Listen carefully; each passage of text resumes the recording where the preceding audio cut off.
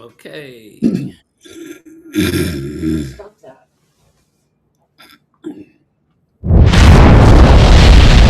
The future doesn't belong to one generation. It belongs to all of us.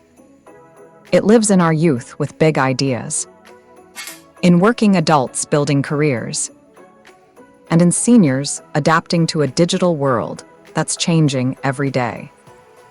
The question isn't who deserves access to opportunity. The question is, how do we build it together?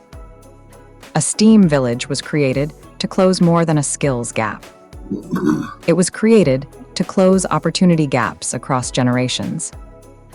Too often, learning stops at graduation. Too often, adults are left out of the digital economy. Too often, seniors are disconnected from the systems shaping their lives. We believed there was a better way. For our youth, a STEAM village builds foundations. Through NESB Jr., young people don't just learn STEM, they learn who they can become. Engineers, coders, problem solvers, leaders. They compete nationally, design systems, and see themselves reflected in careers they once thought were out of reach. For adults, a STEAM village is about momentum. Our digital fluency and workforce development programs help adults reskill, upskill, and re-enter the digital economy with confidence. From broadband installation to IT, from cybersecurity to applied tech, learning here is practical, hands-on, and tied to real opportunities. This is where curiosity becomes capability, and capability becomes economic mobility. For seniors, a STEAM village is about dignity and connection. Our digital fluency programs help seniors navigate healthcare, communicate with family, access services, and participate fully in modern life. Technology becomes a tool, not a barrier. And experience remains a strength, not something left behind. Window, close the door. Across every age group, we unlock entrepreneurial thinking. Youth learn to create. Adults learn to monetize. Seniors learn to contribute wisdom and leadership. A STEAM village isn't just preparing workers. We're cultivating owners, innovators, and community builders. A STEAM village is more than a program. It's a platform for lifelong learning, earning, and ownership. Built by community, powered by possibility, and open to everyone willing to learn. A STEAM village, building generational pathways into the digital economy.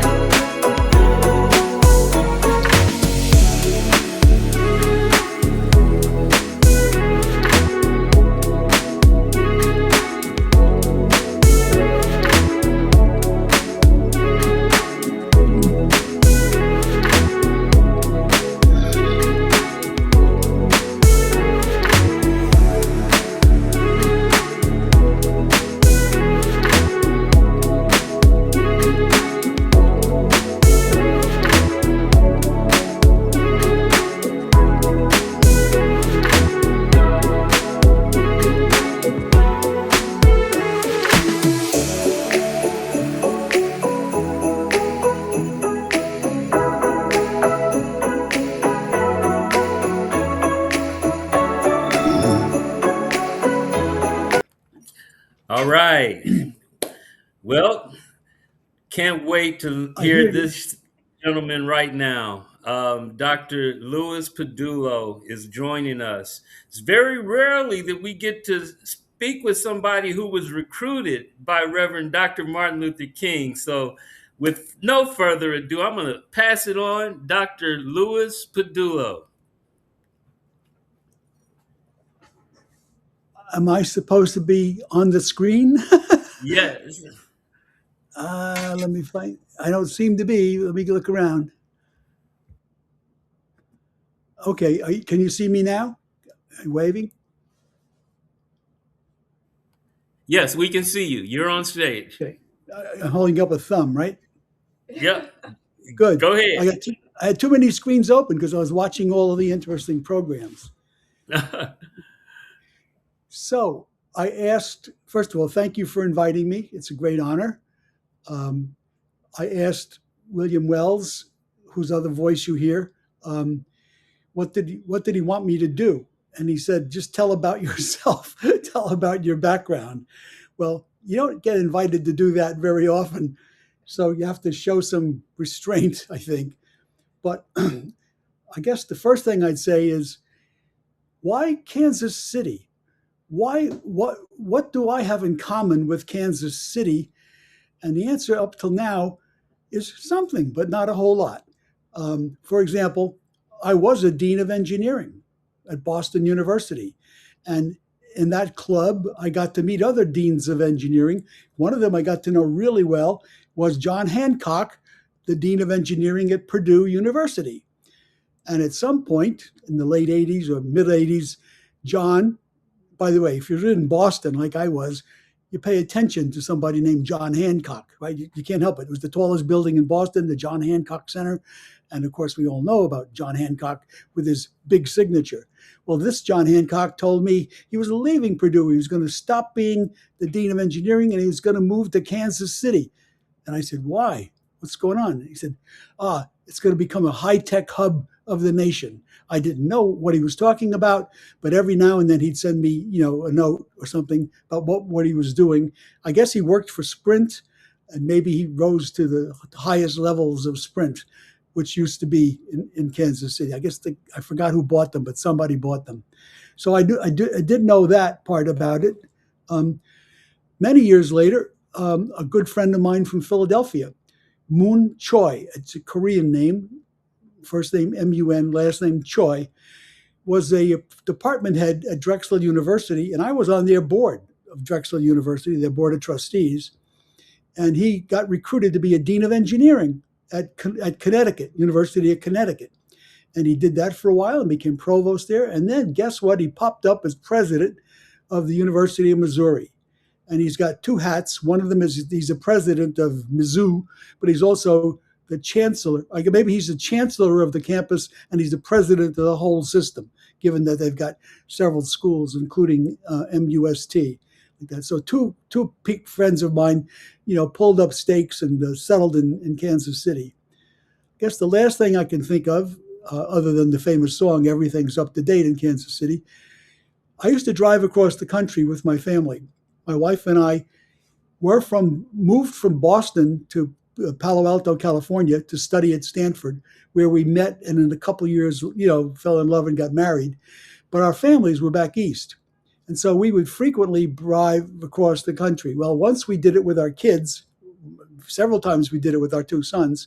But I had read an article by a famous writer named Calvin Trillin about the best hamburgers in the whole world, he said, were in Kansas City, Winstead's. So I wrote it all down. We paid attention, and we actually stopped there. We went, a few hours out of our way, driving between, let's say, San Francisco area and Boston, and we did enjoy Winstead hamburgers. I don't know if they still exist, but and I'm not sure I would have said they were the best in the whole world.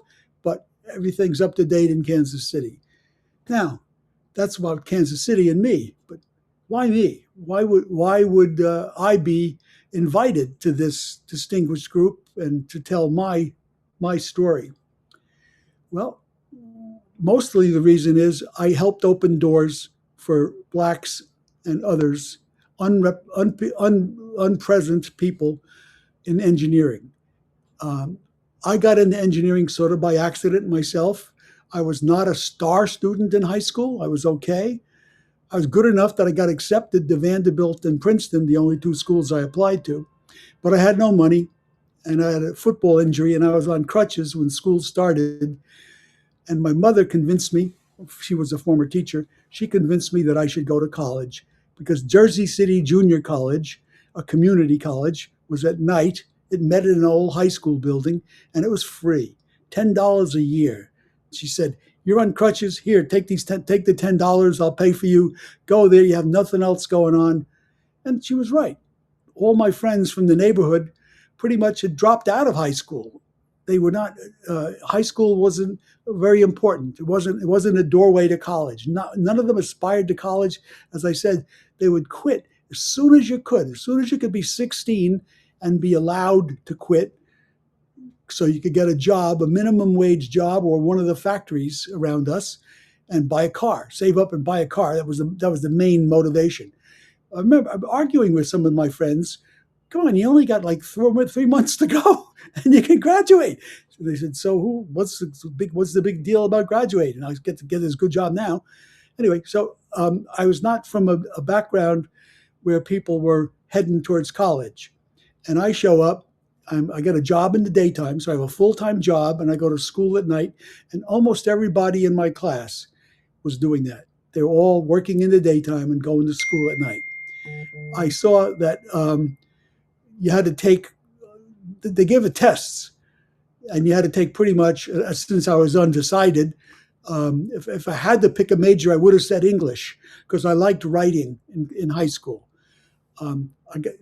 But as a general studies requirement, you had to take a math class, a college math class.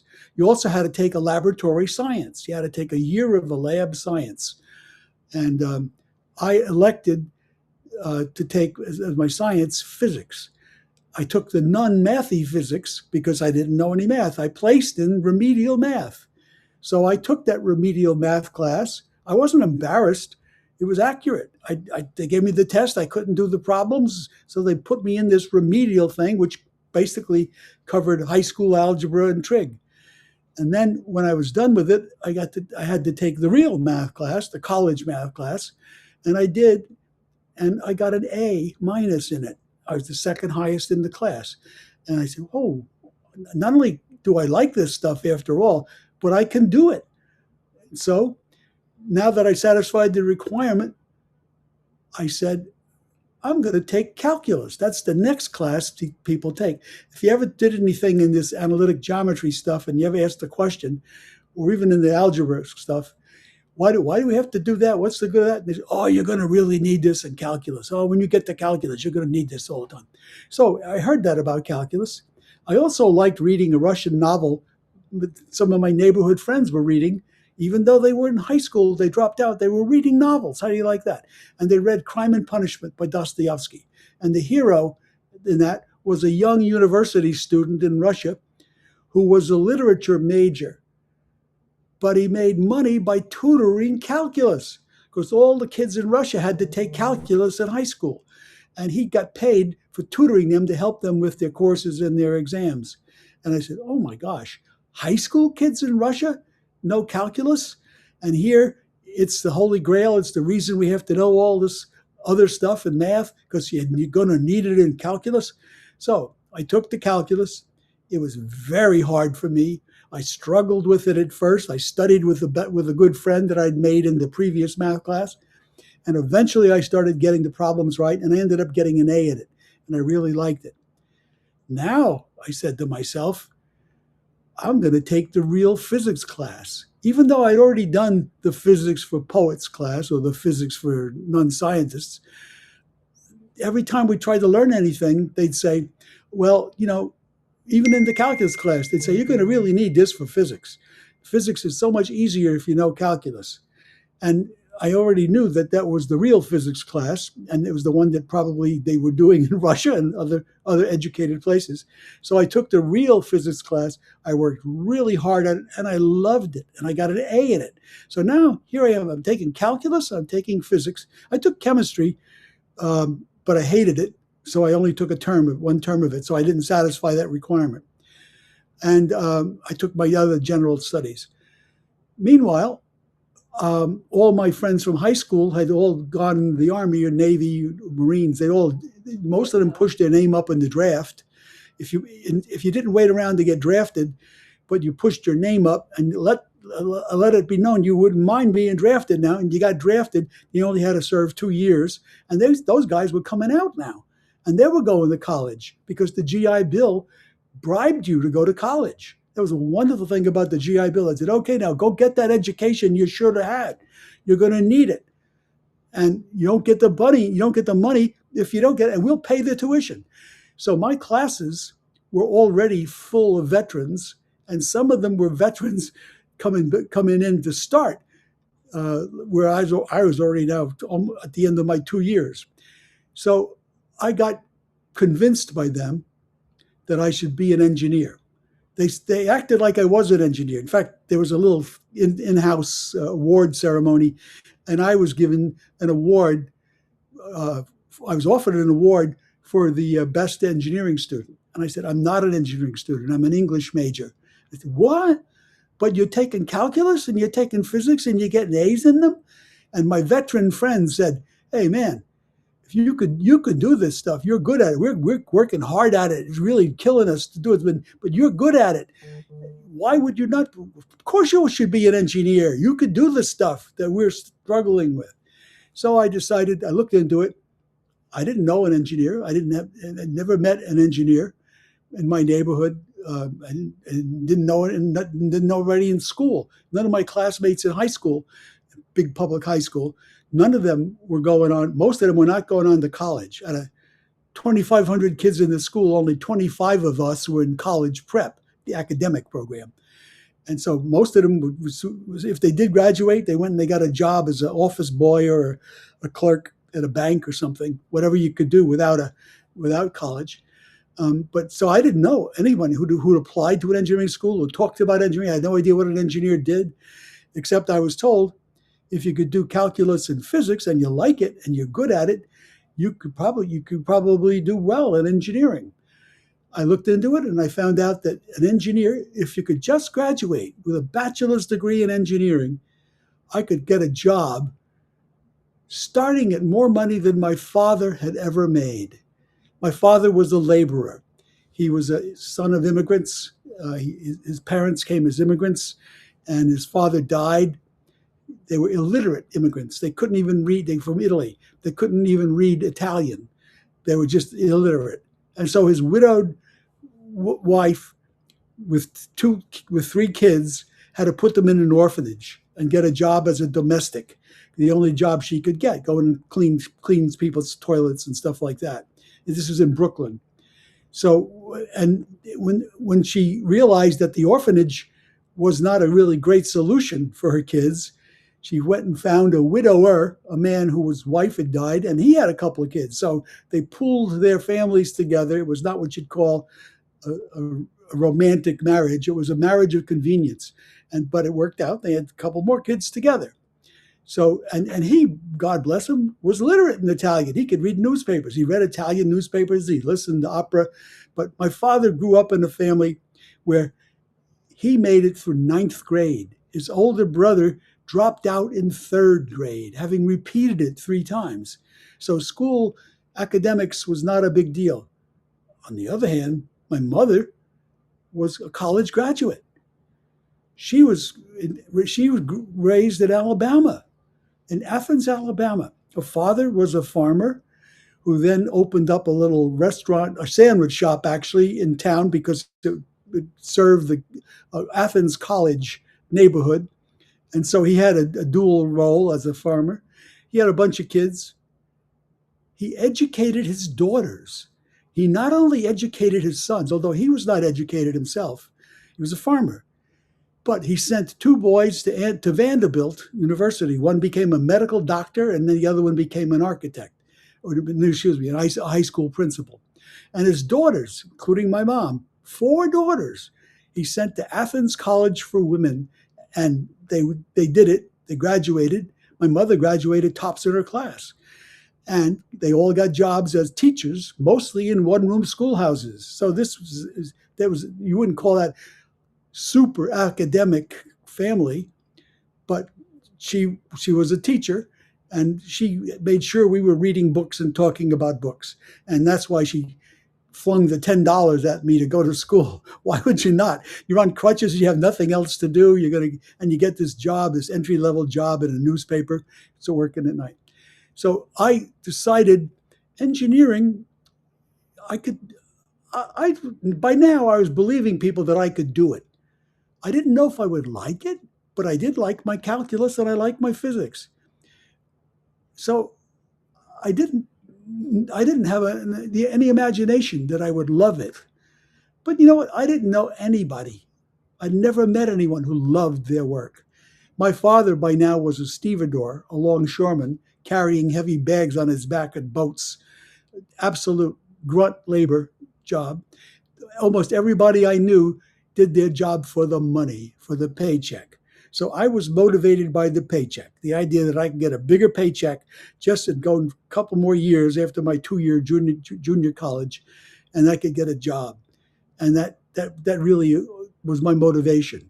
Now, turns out I couldn't do it in 2 more years. It took me 3 because I needed so much other stuff. When I did get transferred into an engineering school, Fairleigh Dickinson University, where I still worked, I didn't know anybody who didn't work. Everybody was working. This was not a posh activity. It was a struggling blue-collar neighborhood feeder school. That's who they are. And I was a commuter. I lived at home and, in this case, drove to campus. But I turned out to be pretty good at it. So what did I notice? First of all, I noticed that in my high school class, with only 25 of us in the academic program, everybody else in general or industrial, something like that, there were only 25 of us, me, 1 black female, and about 24 Jewish kids. The Jewish kids' parents mostly had little stores, little shops, but they wanted their kids to go to college. So they made sure they were in academic. They all wanted them to become lawyers or doctors were the things. So those guys were all talking about college. None of them were saying, I want to be an engineer, by the way. They would say, I'm going to be a doctor, or I'm going to be a dentist, or I'm going to go to law school. So engineering was I didn't have a clue other than, well, they say it's a lot like physics. If you need physics to do engineering, then there must be a reason. There must be some stuff you like it. And I didn't know if I would like it, but it was enough that I believed I could do it. And guess what? I ended up loving it. I just really loved it. And it became a career, became a professor, an engineering professor like that. So I did notice, though, that there was 1 black female in my class, Ernestine Givens, and we both had to go to New York to take the college boards, the SATs in those days. Nobody was taking it. Nobody was telling me how to do it, except Princeton, when I applied there, said, you need the SATs, man. We'd love to have you here, but you have to take the SATs. So they found out that Columbia University was giving them, that's in New York City. I was in Jersey City, New Jersey. So Ernestine Givens and I took the subways over and took that exam on a Saturday. I have no idea where she ended up going. Shame on me. But then I ended up going to college, Fairleigh Dickinson University, being an engineering student. And there's 1 black kid in my class. 1.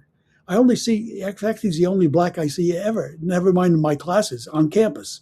How'd you know that? And he was in my engineering major. However, the chairman of the department was a black guy, Ignatius E. Lawler. He had a master's degree in engineering from City College in New York.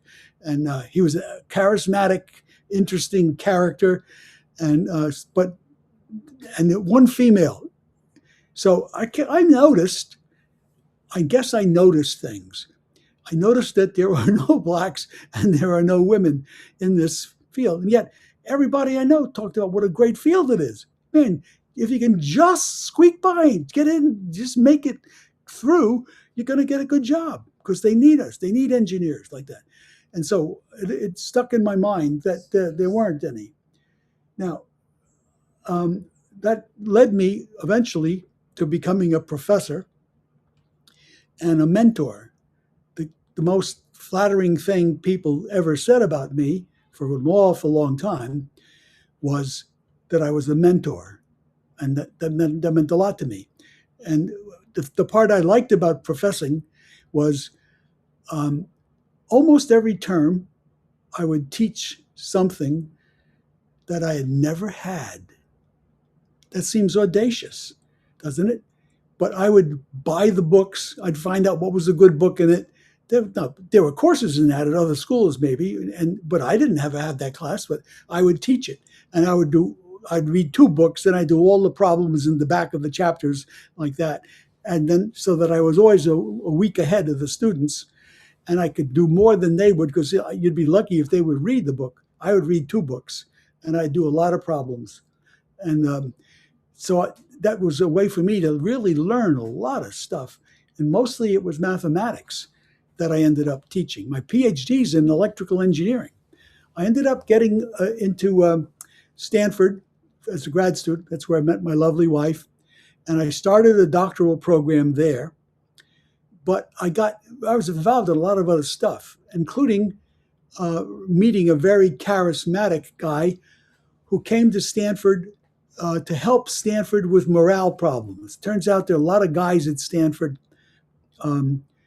who didn't get into fraternities. That there are four guys for every girl, and there are 4 guys for every fraternity seat. So if you don't get into a frat, you don't have a very good time on campus. You don't, unless you have a car and an apartment off campus, something like that. And this guy was brought in to make those dorms at Stanford like Yale. Make it like, that's where he was from. Make it like Yale. Well, he was a civil rights activist. His name was Allard Lowenstein, and he was very active in South Africa. And he actually brought South Africans over in his dorm to meet with us and talk with us. By this time, I was an RA, meaning a resident assistant. That is, I lived in a dorm. I got my room and board paid for, and I was a mentor or supervisor for the young men who were living in that dorm. And so I got to know this guy Lowenstein, and through him, I met people at SNCC, Student Nonviolent Coordinating Committee, and at that time, SNCC was recruiting volunteers. They didn't have any money to pay you. So if you got picked as a volunteer, you had to pay yourself, or your family had to pay for you. In my case, having just gotten married, I applied to Georgia Tech to get a fellowship, so I had something to live on. Why Georgia Tech? Because SNCC's headquarters had just moved to Atlanta. Why did SNCC move to Atlanta? Because Martin Luther King had just moved his headquarters to Atlanta. Now, he was from Atlanta. His father was the pastor of Ebenezer Baptist Church, and was a Morehouse graduate, as was Dr. King. And he made his fame in Montgomery with the bus boycott, but he was from Atlanta, and in the Southern Christian Leadership Conference that he organized after the bus boycott campaign, he said in Atlanta. And he wanted to be the pastor of Ebenezer as his dad retired. However, the church said, oh no, he's too busy, too famous. He won't really be a pastor. Yeah, we'll say he's the pastor, but he won't be here. He'll be flying around making speeches and organizing demonstrations and leading sit-ins. So no, we have to pick a real pastor. So Daddy King said, okay, I will not retire. I'll continue, but we'll be co-pastors. Martin Jr. will be a co-pastor with me, and he will do the first Sunday of the month, and I'll do the other 3. This was in the newspapers. So I read all this when I showed up in Atlanta. Now, on the way to Atlanta, SNCC decides that they really don't need any whites. They got enough whites, maybe too many. Why? Because why did they want them in the first place? Oh, because if you didn't have any whites and you just have a bunch of black kids going to a lunch counter to sit in, the cops would come and beat the daylights out of you and throw you away. But if you had one white kid even, then the New York Times would be there, and the Wall Street Journal and the TV cameras would be taking your picture, and you'd be getting shamed for being such brutes that you would be beating up young people like that. So that's why they wanted some whites, but then they decided that, yeah, if the whites are there, people think they're running it. And blacks should not only control their own organizations, they should be perceived as being in charge. So no whites. So I find out in the summer on my way to Atlanta with my bride that I'm not welcome at SNCC. I'm not going to be now. So, but I'm enrolling in Georgia Tech. I get an apartment off campus, and I've got my stipend. We get my wife into Georgia State College, which is a free school at night nearby. Georgia Tech was all white and all male at that time. Anyway, in that environment, I noticed they had just integrated, and they have one or two black kids in there, and I see one in engineering, and I end up sitting next to him a lot. Why?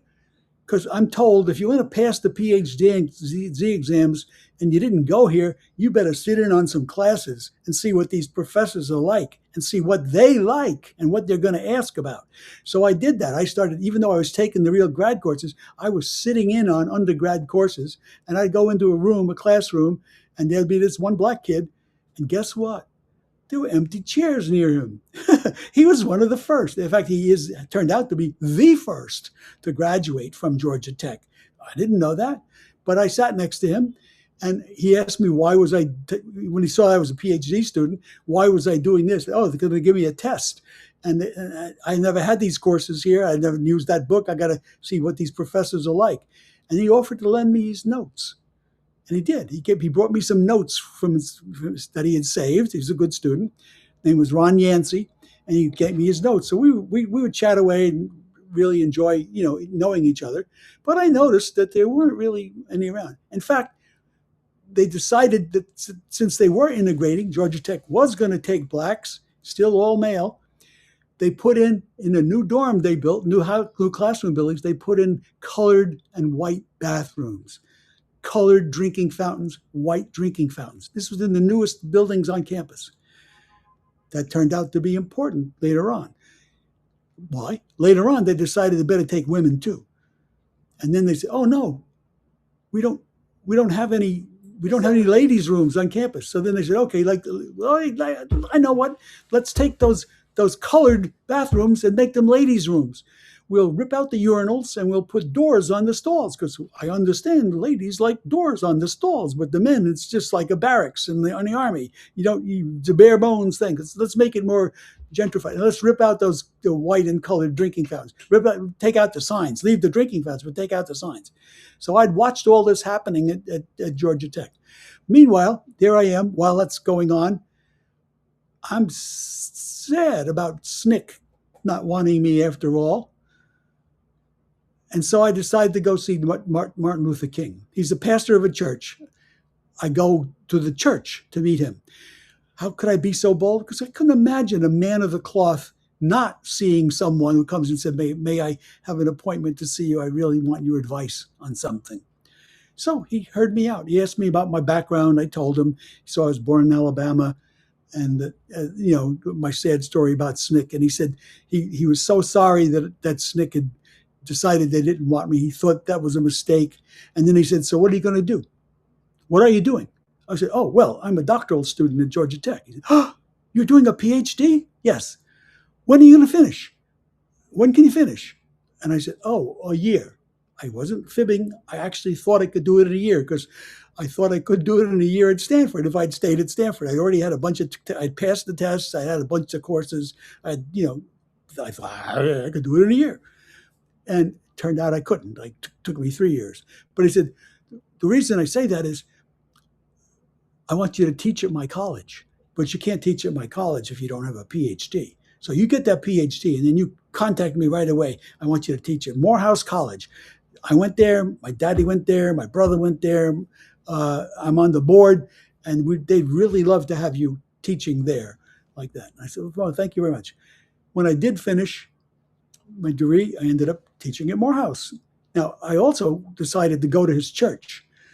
I went to the church because, first of all, I was not uncomfortable in church. I'd had a good Christian education. I almost became a pastor myself. I believed that I was going to become a pastor before I decided to go to college and to take engineering type courses. I actually did that very carefully. Think about it. And I did, and I stopped because I realized I believed I did not have the calling after all.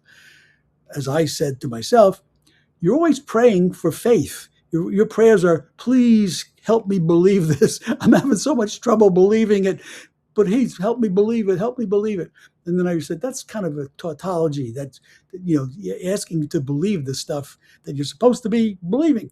So I was not uncomfortable going to his church. I went to this little holiness church that had a black family or two in it. Now it's got a white family or two in it in Jersey City, a little neighborhood church, an evangelical church. So I knew the scripture, I knew the songs. It was something I was not uncomfortable doing. And I decided, don't just go on the first Sunday when Dr. King is there preaching, because that looks like you're a fanboy. That looks like, that's why you're here. Go. So I decided to go. I went all the time. I became a member. Later on, after we had our first kid, I brought him. My wife chose not to go because she said that you're being a hypocrite. You're not really a believer, but you're going there, act as if you are, just because you want to get to know Dr. King. And I said, that's right. And you want to know him too. But anyway, but I did bring my son, and my son, Robert, my oldest son, was baptized by Dr. King, by Martin Luther King. Years later, after he was murdered, we had a second son, and we brought him to the church, and he was baptized by Daddy King, like that, Ebenezer Baptist Church. So it was a very important part of my life, and because of them, I got to teach. I did teach at Morehouse. Morehouse was an excellent liberal arts college, part of the 4-campus black colleges on the Atlanta University Center. Morris Brown, Spelman, and Clark were the other 3. Spelman was all female. Morehouse was all male. They both were like a brother-sister school. They were more identified with each other than the other 2 schools. Clark was co-ed. Morris Brown was co-ed. They were from different Christian denominations. One was AME, African Methodist Episcopal. Another one was Methodist. And here was Morehouse Baptist background and so forth. Anyway, I was recruited and hired by Dr. Benjamin Elijah Mays. And when I started, a new president came in. Mays decided to retire. And the new president, Hugh Gloucester, was the first Morehouse graduate to become the president. And he took a shine to me. And eventually I got promoted to tenure. And eventually I got promoted to be the chairman of the math department. And along the way, I decided that I would try to get Morehouse to do a 3-2 program in engineering. I'd heard about 3-2 programs. Lots of little liberal arts colleges had them. Say Oberlin would have it. And maybe you'd go to Oberlin for 3 years, and then you'd go to Case Western or something like that for the last 2 and get a degree from both. You'd go to Bowdoin in Maine for 3, and then you go to MIT for 2. And now Bowdoin would count the last 2 as the equivalent of your senior year. So the great thing about the 3-2 programs, I thought terrific, is that you don't ever turn your back on the college, the liberal arts college. You're going to get a degree. I said from Morehouse, you're going to go to Georgia Tech, 1.4 miles away, and you get a degree from both. You're going to get a bachelor's degree. You never leave Morehouse. You're not turning your back on Morehouse. You're going to be at Georgia Tech. You're going to get a bachelor's from them too. And you can still go back to Morehouse. You still have a girlfriend at Spelman. You're going to watch the Morehouse football games or basketball, whatever it is. This is a natural. Unlike Maine, you're in Bowdoin, Maine. Guess what? You finish your 3 years. You're supposed to go to MIT for the last 2 or Columbia University for the last 2. You say, you know what? Why don't I stay here? I'm going to be president of my fraternity. I'm going to be in the honors program. And yet professors even say, yeah, why don't you stay here? Get your bachelor's degree here. Then apply there for master's degrees. They'll still love you. They'll be so happy to see you. So the engineering schools turned their backs on this program. They said, this is a loser. The little colleges, the liberal arts colleges, are using it to recruit students who maybe not even going to show up here. They're going to love it there. And then if we're lucky, we'll be in the draw when they apply to grad schools like that. So we're helping those schools recruit students who are rightfully ours like that. So that was already in disfavor. But I said, it's not like this in Atlanta. 1.4 miles apart, Georgia Tech and these 4 black colleges, which don't have engineering. Morehouse loves it. I go to see the dean of engineering, whom I didn't know because he was not the dean when I was there, but now he is, a name Arthur Hansen. Remember that name. He eventually becomes president of Purdue University.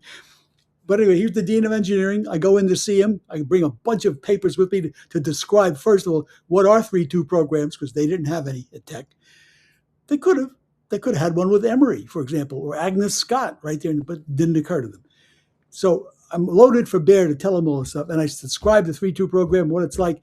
And right away, he says, I love it. Let's do it. Well, I thought I was going to have to argue for 4 more minutes. It's just, where do I sign? Turns out his wife was teaching at Spelman. I had no clue of that. So he already knew about the 4 black schools down there, and he already was that interested in doing this kind of stuff that his wife was teaching full-time at Spelman College. So I started that program. I became the director of it. It was my great pleasure to recruit and get these kids in. Now, why is it a good deal, especially a good deal for an engineering school? Not a bad deal like they thought. The good deal is engineering is really hard. If you think of a big school like Purdue, they have a giant class, in come a whole bunch of kids to start in engineering. By the first semester, definitely by the first year, they're all dropping out. Not all, but many of them dropping out of engineering. Now, they don't drop out of college. They switch out of engineering, usually to become a business major, something like that, because it's so hard, and it's not. They don't see the gratification in it. They don't, anyway. And the university, Purdue, doesn't really get annoyed. I mean, how can you be mad? You're a university, and your kids come here to school, and they're trying to find out what they're going to do and what they're like. And guess what? They don't like A, and they go into B, but they're still here. Who cares? So engineering is so hard that if you bring in a kid from Morehouse or Fisk, for example, who've done this stuff for 3 years, the attrition's already out of it. The attrition is wrung out like that. These kids can do it. And they're going to come in, and they're not going to need any tune-ups or remedial anything. They're going to hold their own in the regular classes. And it's exactly how it happened. So with a very short time, Georgia Tech changed from having almost no blacks to being the largest producer of blacks with bachelor's degrees in engineering, several years in a row. And Morehouse now could use that to recruit students, because they didn't, if there was a George Smith wandering around, a black kid wanting to do engineering, now you could, before you couldn't tell him to come to Morehouse. Now you can say, come here, man, come in here, and you're going to get a wonderful program, and you can get a degree from both places. Think of that. Not only can you be a rambling wreck from Georgia Tech, but you're going to be a Morehouse man like that. So it's a powerful recruiting tool, and it worked out beautifully, and I loved it. At some point, the professor in me wanted to be more scholarly. And the president of the university, Dr. Gloucester, was very fond of me. He mentored me. And what he said is, Lewis, you got to go write a book. He said, these colleges that tried to hire you, MIT offered you a job, Stanford offered you a job, Yale offered you a job. Go to one of them, take a leave of absence from here, go to one of them as a visiting professor and write that book. I'll give you the leave of absence. And he said, if you need me, I'll call them up, because I remember that they liked you. They tried to hire you away from us. They'll be happy to have you be a home for you because they want a relationship with us. And he said, by the way, I'm going to make it a 2-year leave, because with 1 year, you might not finish. You won't finish it. You'll come back with it hanging over you. You'll have 6 chapters to go, and they'll be all hanging all over you, and you'll be feeling like you failed because you didn't do it. And then that's not the homecoming. We get you back in harness here. So I'm going to give you 2 years leave of absence, and you get that book done. You write that book. So I go to Stanford. My wife, I wanted to go to MIT. My wife chose Stanford because that's where we met. We had friends, and we show back up at Stanford, and I realized that there are no blacks at Stanford in engineering. There's almost zero. In fact, I think it was zero. So I start trying to help them. First of all, I could get some of my Morehouse kids to apply there, and that's easy for me to do. So I do. I get several Morehouse kids. But the world changed during that couple of years. After Dr. King was murdered, a lot of great corporations and great organizations got religion. They, they suddenly woke up and said, hey man, we're not doing anything. Why aren't we trying to help out? How can we help? And a place like GE would say, hey, we don't have any blacks or females in top positions, top man. In fact, the government is suing us, fining us because we don't.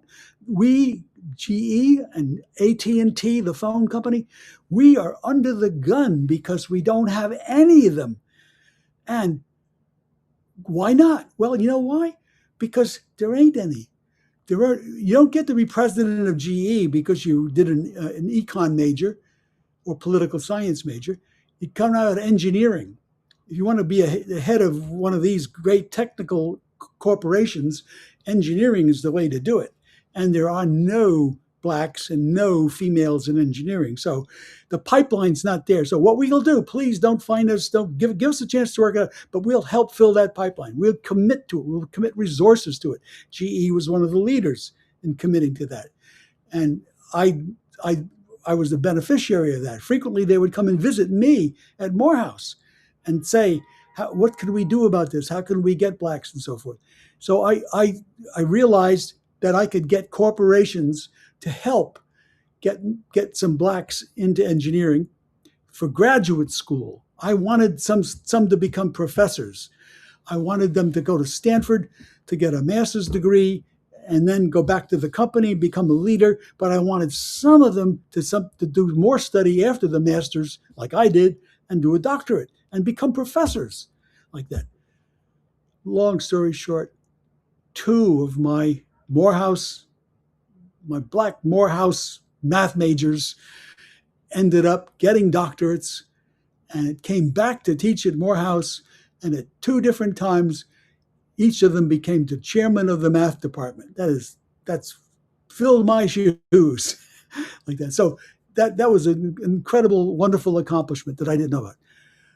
Another thing I didn't know about, when Ron Yancey's daughter graduated from Georgia Tech, that black kid I used to sit next to, and I read that he was the first one to graduate, the first black kid to actually graduate, even though Tech had taken a couple already. Guess what? The black community was so worried about the first black kids having flunked out of Georgia Tech when they tried to integrate, that they coached some of these kids, including Ron Yancey. He spent a year at Morehouse getting those kinds of tune-ups that I had at Jersey City Junior College. And there he is now at Georgia Tech, and I'm sitting next to him and copying his notes from the course he took last term. And his daughter just graduated from Georgia Tech last year. I wish I could find him. I figured he's not on LinkedIn. Go figure. Anyway, I noticed stuff like that, and I wanted to do something about it, and it wasn't earth-shaking. It seemed obvious to me that these things would work. I also did some technology stuff that I enjoyed. I'll give you one example. I've been reading, I'm watching these programs. I see the same commercial, as do you, from Esteem Village. I tried to wire Philadelphia, not wiring it, but just get it online when the internet was already in existence, and I'd already gotten University of Alabama to use it when I was president of University of Alabama in Huntsville.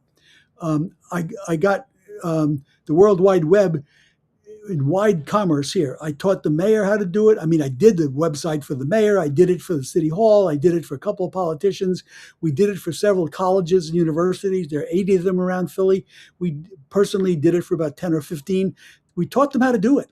Now, a couple of the schools really did it really quickly and invested heavily in it, like Penn, University of Pennsylvania, and Drexel University. So we could use those as training schools, and we could get a professor or two from another college to come in and teach them how to do it. So, and I even got my wife to learn how to design a web page, and she did one for me. For her project, she did a web page, padulo.org, like that. So I became a web person. So now we weren't as ambitious as you guys wiring the place and doing that kind of, and training the adults, but we sure tried to show the companies and all the enterprises why they should be in it. And of course, we did encourage young people, graphics designers, you're going to be an art major, so how are you going to get paid? Well, you're not making those paintings. Be a graphic designer, design web pages, that sort of stuff. So we did a number of things like that. We actually we put together an internet company called LibertyNet. Guess what? Philadelphia, the Liberty Bell. So we called it LibertyNet, and we could give you an email address for, I think, for free or maybe $1 a year. And we gave the colleges. We showed them how to have, domains. they all caught on eventually because, it's, as you know, you use it for marketing your school. So I did have that sort of overlap with you in Kansas City, at least intellectually. And now I'm thinking, could we do that stuff? Could we do some of that in Philly? We're the home of Comcast. You guys were the home of Sprint and what is it, Mobile? T-Mobile who bought them. You had that kind of infrastructure, US Interactive maybe.